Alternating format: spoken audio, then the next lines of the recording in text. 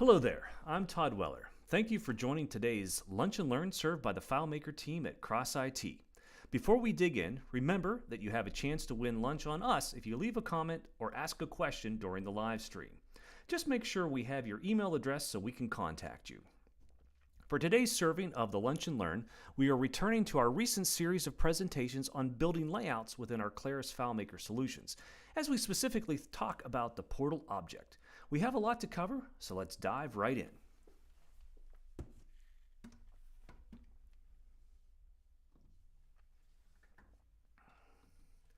All right, so yeah, we're talking about portals, and with it being the time of graduation commencements and all of that, of course you start your speech by defining what you're going to be talking about. So I went ahead and looked up what the definition of a portal was, and in the real world, a portal, as you can see, it's just a door, a gate, or an entrance to something. It's usually something of an imposing appearance like a palace. And as we think about what the portal object allows us to do when we're building our FileMaker layouts, is it allows us to gain access to those related objects. Because having a database is great, but if it's not a relational database, you really haven't unlocked the power that gives you. And so that's what we're going to be kind of digging into today, is this idea of this portal object that allows us to display those list of records with one record in each row so we can see all of the detail. It can display those records from a related table, which it has been able to do for a very long time. It can also display records from the current table, which is something that is just a fairly recent development beginning with FileMaker 17. And we're going to take a look in what that allows us to do. Now, before we dig in, of course, we're able to see a object or related information on a FileMaker layout without a portal. However, the one thing that we're going to see is we're always going to see the first record in the relationship. So, whatever that information is. And so, for those of you that are catching up with us, what is a related object? Well, that would be if you have a list of invoices, and of course each of those invoices is going to have one too many line items on that invoice. Okay, it could be a contact that has one too many email addresses, so you're showing that related information through a portal. And so we just kind of keep building on that. And so that's pretty much just the one slide that I have for us today, and we're going to go ahead and spend the rest of our time here in combination of design mode, layout mode, looking at building this. And it's a very poorly kept secret that I have a passion for riding roller coasters. So I thought as we talk about related objects today, we would talk about the amusement parks and all of the roller coasters that are at that park. So here's our database. And you can see we just got a layout mode with our list of amusement parks. We want to go ahead and show our list of portal objects. So let's go ahead and, of course, the one thing that we need, of course, is a relationship. So let's take a quick dive under the hood so that you can see what that looks like. So here's our relationships that are in the database. We've got a few tables, and we've got the tables are already created here. And the great thing about FileMaker is we're just able to go ahead and drag and drop to create that relationship between our primary key and our main table to that related table of information and the foreign key there. So that all looks good. Of course, there's a lot more we could set up as far as a complex relationship, but for our purposes today, we can just go ahead and leave it as is. We click OK. So again, we're in browse mode. We're going to go ahead and switch into layout mode here. And that brings us up here in the status toolbar area. You can see we've got the number of the different layout objects that we can add. And this is our portal tool. Okay. So click on that, and then I can just come down here and start drawing my portal. Now, the one thing that I've quickly learned is that you never draw a portal exactly the right size. So don't worry about getting it pixel perfect because you're always going to be going back in and adjusting something for your portal. And so as soon as you drop that on your layout, you're going to see that it comes up with our portal setup dialog, and it's going to want us to pick where we're showing those related records from. Now, of course, in this example, it's very simple. because we just have the one related table. So if you had a more complex system with a number of related tables, you would be able to pick from any one of those to add to your layout. Like I said, you also have the option to select the current table, which we'll get to in just a minute. And then one thing that's something that I don't normally use, but you do have the option where you can go into Manage Database right from here if you get into and realize, oh, I don't have that table defined, or I don't have the relationship defined. You're able to click on the Manage Database right here and dive in and make that correction if you haven't already done so. All right, so we've got our correct record showing. Now, I'm going to go ahead and leave all of these checkboxes unchecked, and we're going to dive in and look at each of those settings. And then the same thing down here, we have our initial row and then our number of rows, which is a default value. We're just going to go ahead and leave that all standard and just click OK. And then once we OK there, it brings us to a second dialog which allows us to add fields to the portal. Now, this is not the only way that you're able to add fields. So like if you begin building your portal and then realize you need to add a field or remove a field later on, you can certainly do that. In fact, you don't even have to add fields to your portal this way, but we're going to go ahead and do that for a couple here. Now, of course, in my coaster passion, it's all about height and speed. So those are two things that I would like to see. So I'm going to go ahead, of course, and include the name of the roller coaster, and then we'll just select our speed and our height. We click OK. Okay, and what's nice, as you can see here, is that it's gone ahead and added those three fields to our portal on that top row. It's also gone ahead and tried to average out the spacing, which may work. It may not be the right thing. And so obviously, speed and height are numbers, so we can shrink those down a little bit. And then we'll just slide that over. And then, of course, the name is probably a little bit longer. And we'll just center that up. And so that's a pretty good start. So we'll go ahead and just save that and then drop back into browse mode so you can see what is going on. All right, so we can start to see our list of roller coasters. All right, but that's not perfect because I know that Cedar Point has like 15 or 16 roller coasters, and we're only seeing 5. Now, of course, one of the ways that you can adjust it is that as you get back into our portal setup, you can see I can adjust the number of rows. So if I make it number 8, you can see it's added those rows, and as I go back into browse mode, we're going to be able to see a few more. But I still don't have that option to look at more, and depending on the type of information that you're relating to, just making the portal bigger in this method is going to work for you just fine. But if you're dealing with a data set where you've maybe got a couple hundred related things, obviously that's not going to work. So you're going to want to be able to make this scrollable, and of course, luckily we have the ability to do that. So go back in here, and you can see you can allow vertical scrolling is one of the options here. I have to admit, I don't know that I've ever set up a portal where I haven't allowed vertical scrolling, but it's good to know that it's there. And then there's also this to show the scroll bar always. You also have the option to show it only when scrolling. Okay, and this here is more of just a personal choice for you as the developer or what your end users want. I always select the always option just because I like knowing that that space is reserved. I can see that it's reserved, and I don't try to put something there that's going to get covered up when the person is actually scrolling in the portal. So we'll just make that one change, click OK, we'll save it, drop back into browse mode, and you can see now I've got my scroll bar, and I can see all of our roller coasters here listed at Cedar Point. Okay, so we're making progress, so that looks good. All right. Now, I said you don't need to add all of the fields for that, and as you can see, as I'm moving around, FileMaker respects the fact that these 3 related fields are inside the portal.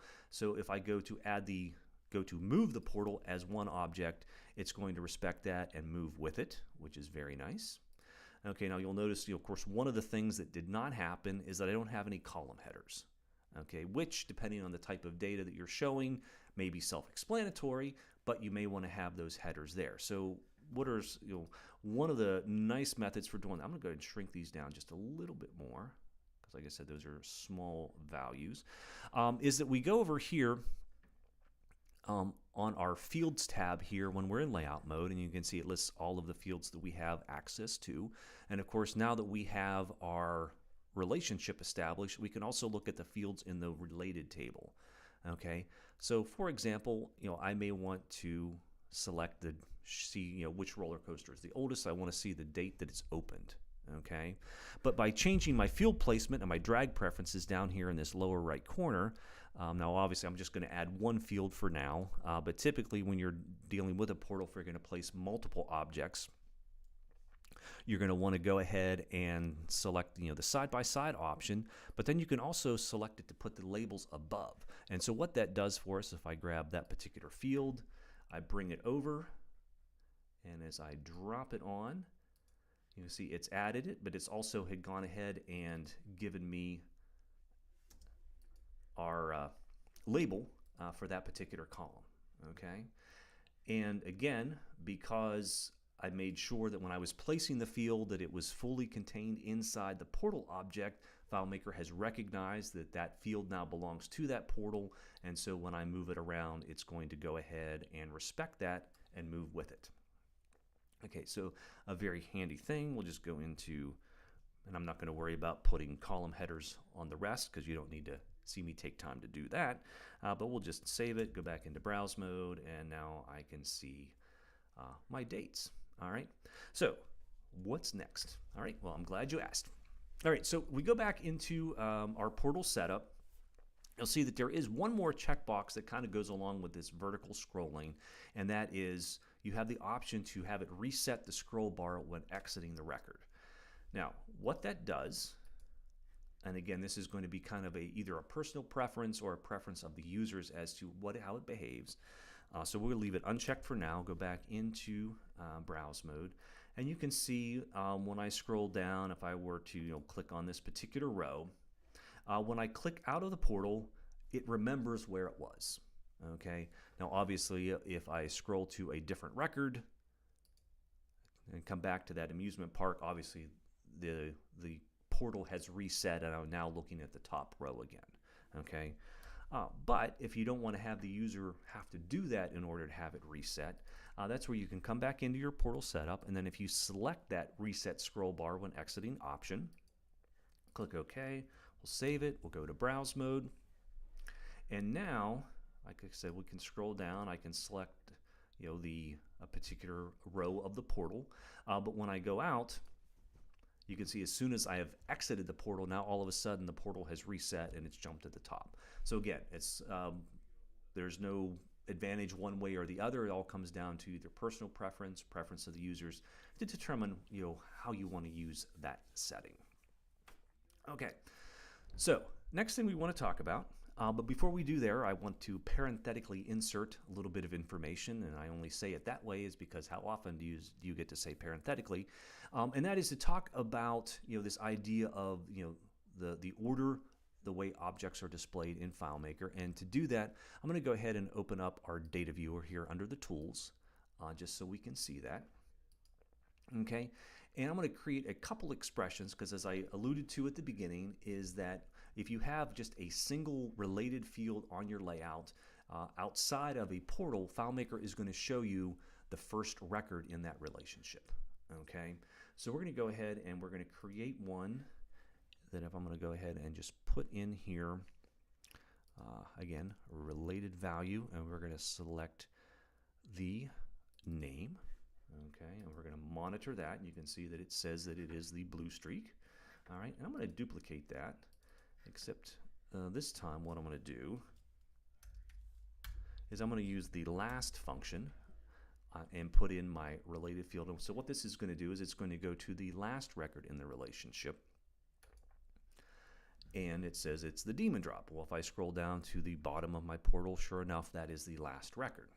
Okay, so We want to keep that in mind, but there are a couple ways that we can sort the information, because the default creation order in your portal may or may not be the functionality that you want. So we have a couple options there. So let's go ahead and get into the Manage Database area, and we're going to look at the options here for editing the relationship, and one of those is that we are able to then sort our records. Okay. Now, one way that it may make sense to sort our records is that the date that the roller coaster was open. If we want to see a list, obviously from the oldest to the newest. So if I click that, click OK, you'll see that both my portal has adjusted to where now Steel Vengeance, which opened back in 2018, is the last one, as well as my calculation. So things are looking good from that perspective.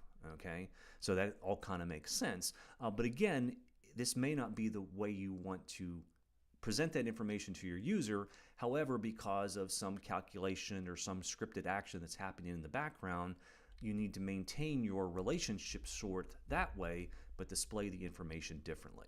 All right, and that's where, if we come over here, just go back into layout mode, go back into our portal, you see that we do have the option to sort the records in the portal independent of whatever relationship sorting is applied.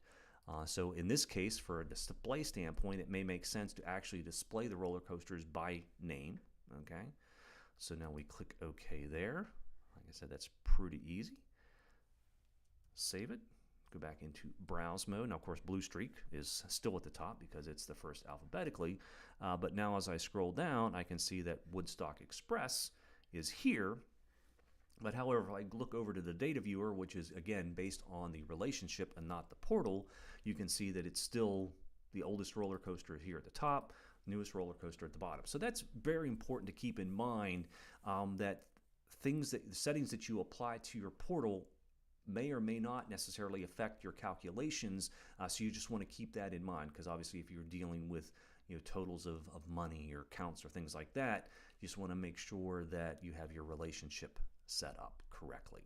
All right, so what are some of the other settings that we have? And I think there's only one more that we need to take a look at here. So we'll get back in there. And that is this idea of you can filter the portal. Okay, because right now it is showing every roller coaster at Cedar Point, at least since I started going to Cedar Point back in a junior high band trip way back in the day. All right, but there are some coasters that no longer exist because they've been removed and replaced by newer rides. And so what we're able to do here in the portal setup is we're actually able to filter the portal records. And this is another, I think, newer feature. You could always filter your portal, but what you had to do is you actually had to add some fields to your relationship that allowed you to do that filtering. But of course, that obviously took a little bit of time to get set up. Where this is much easier because you're applying it right there in your portal setup. And so we want to look at, and of course, it's going to evaluate a Boolean statement. So you want to, create it. And so if the date closed field is empty, then we know that obviously the ride has not been closed, and those are the items that we want to show in our portal. So if I go ahead and click OK, OK again, save that, go back into browse mode, and you can see that our list is shorter and has removed those rides that are no longer open. Okay, or no longer open. Make sure I said that right. And so, like I said, again, we're applying it there, but there are functions that are going to not be valid because of that relationship, where the relationship is going to use those for the calculations, but our filtering that we have on the portal. So again, if you're summing up like a total of an invoice, just make sure that you have the right context and everything for the items, because there could be items that were canceled on the invoice that aren't displayed, but they could potentially be counted in. So you just want to be careful in how you've set up your schema and things there. And there's really only one last setting to take a look at, And again, depending on how you're using the portal, sorry, I got carried away there. And that is just to whether you're going to allow the user to be able to delete the portal records where they're looking at it. So again, that's more of a personal preference and depending on how they're going to be interacting with the data. Okay. So that's a couple of the things as far as the the setup of the portal itself, and that's some pretty good information. All right, but again, this is dealing with our related data. Now, I alluded to earlier that beginning with FileMaker 17, we're actually able to have the portal look at the current table. So what does that do for us? Well, let's drop back into browse mode here, or layout mode, excuse me. Go ahead and get rid of that.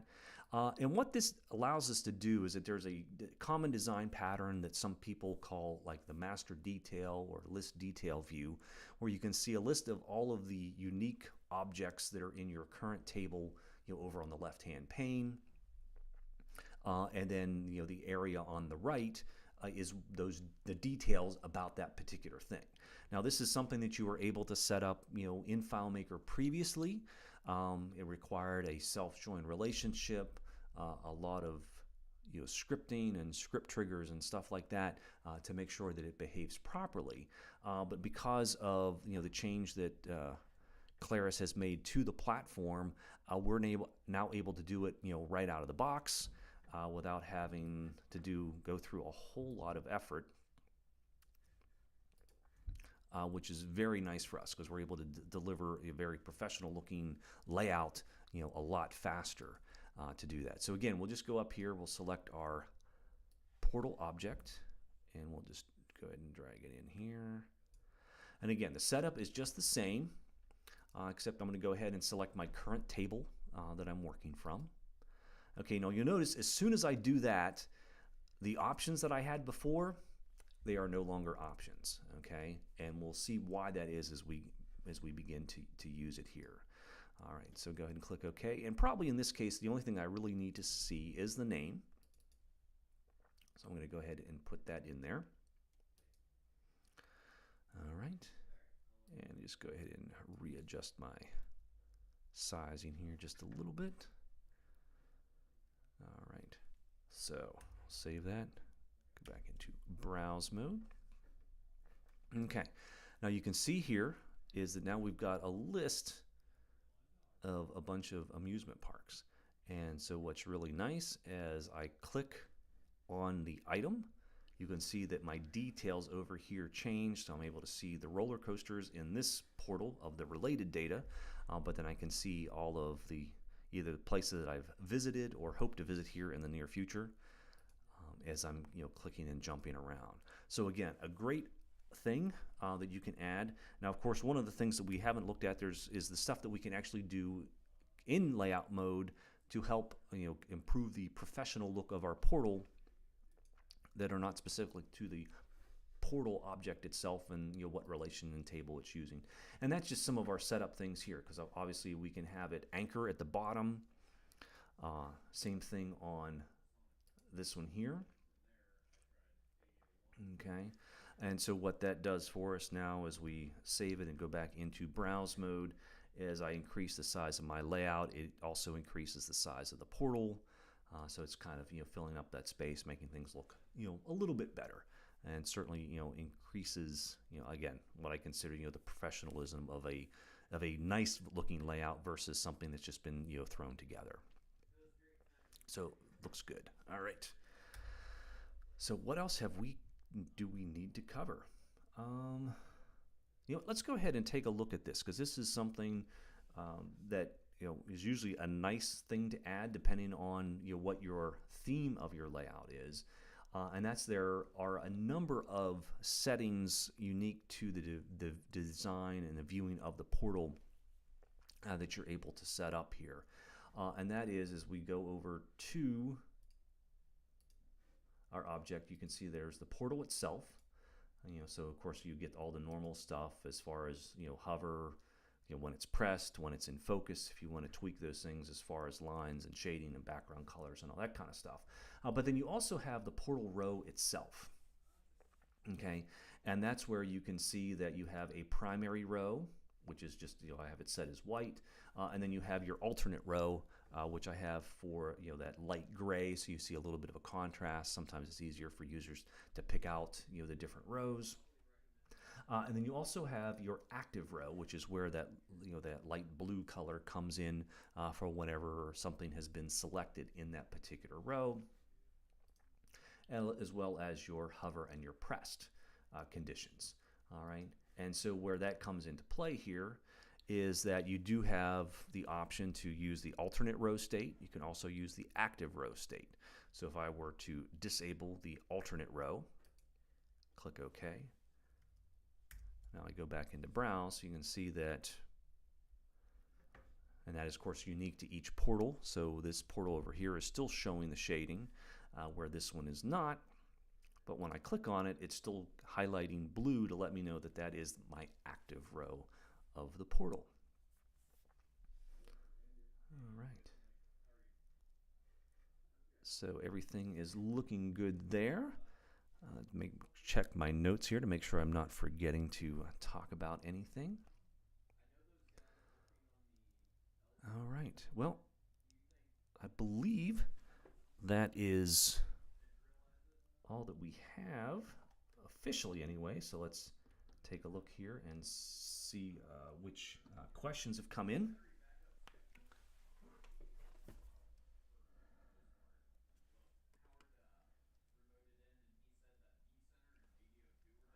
All right, so we do have a question just to kind of go back and review what I was talking about with the the relationship versus like the filter.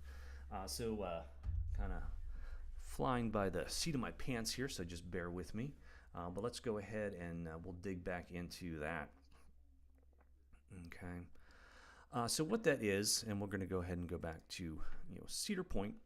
Actually, let's go ahead and we'll move on to Kennywood because it's a little bit easier to see. You can see we got 1, 2, 3, 4, 5, 6, 7, 8. We've got 9 roller coasters listed there. Okay. So let's go ahead and we'll go into design mode. All right. And I'm going to go ahead and create a summary field here.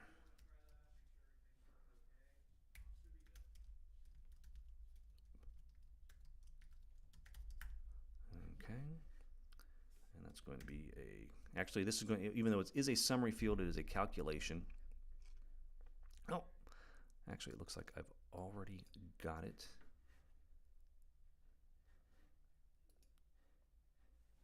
Okay, we're just going to go ahead and fix this.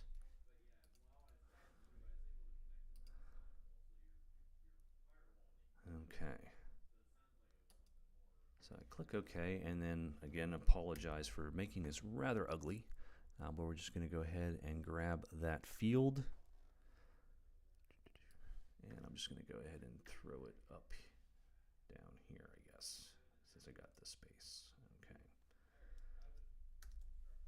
Okay, now we counted 9, but the reason why is that you can see that it's counting 11. And the reason why is, again, this is showing us the active ones because we're filtering the portal, but the relationship itself is actually seeing all of those. Right, so if I go back in here, if I make this change to disable the filtering, just so you can see the difference here. And you can see here where we've got a couple rides that have been closed, the Laser Loop and the Steel Phantom. Okay, so that's where we get those extra 2, and that's where if you're wanting to do calculations based on something being active or shipped or whatever, you're going to have to go ahead and get into the relationship itself, make those adjustments to base your calculations on. All right, let's see, do we have any other questions?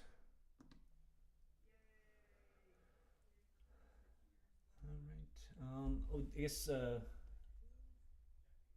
do have one question, just I guess kind of more about my preferences.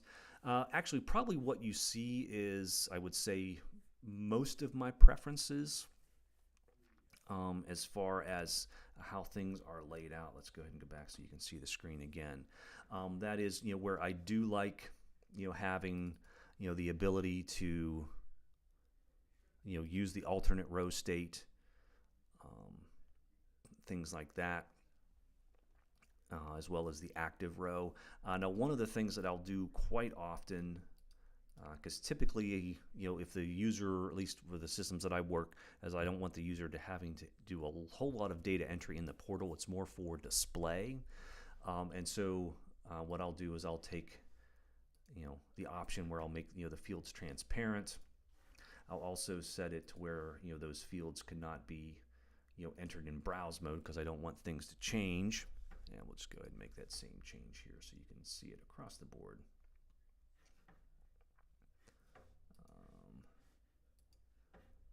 We'll just go ahead and stretch that out just a little bit. Just so you don't get the lines, the field lines around your different boxes.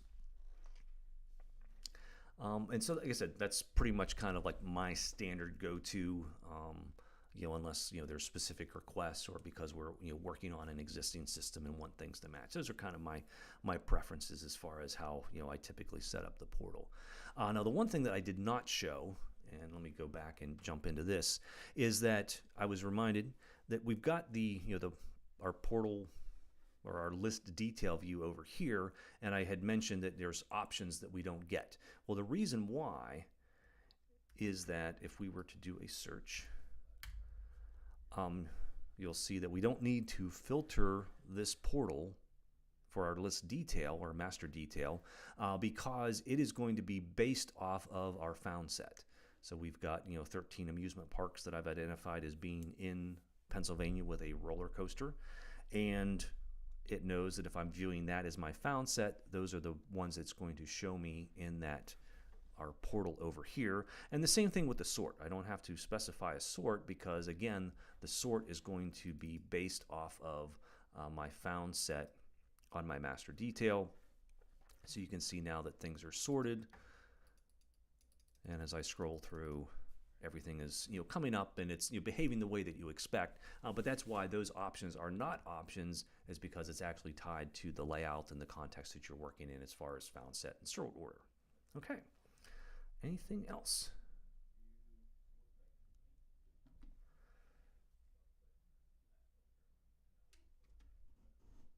All right. Well, I do not see any more questions. So thank you for watching. But before we let you go, we do have a couple of announcements for some upcoming events to share with you. And that is on June 1st, we are having our next meeting of FM Berg, which is the Pittsburgh FileMaker Developer Group. It's going to be Wednesday, June 1st at 7 p.m. And this is a hybrid meeting, which means you have the option to attend in person or join us remotely. For details and to RSVP, to make sure you get the link to join remotely, if that's your choice, is to please visit www.crossit.com/fmberg, and then you'll have the information in the RSVP form. At noon on Wednesday, June 15th, we are going to be serving our next Lunch and Learn. And as we look at our summer schedule, we're still in the planning stages, so please stay tuned and we'll announce our next topic here in a couple of weeks. Again, thank you for taking time out of your busy schedule and joining us today. If you like what you saw and heard, please click the thumbs up and share this video. If you haven't subscribed, we humbly ask that you do. You can also hit the bell to make sure you get notified when we go live. All right, some of the content presented as part of our Lunch and Learn sessions are the result of your questions. So if you have a suggestion for a future topic, or if a specific FileMaker problem has you stumped, please submit those topics and questions by emailing us at nutshell@crossit.com, and then your idea or question may be featured as a topic of a future Lunch and Learn. From all of us at CrossIT, we are glad to have served you. Have a great day.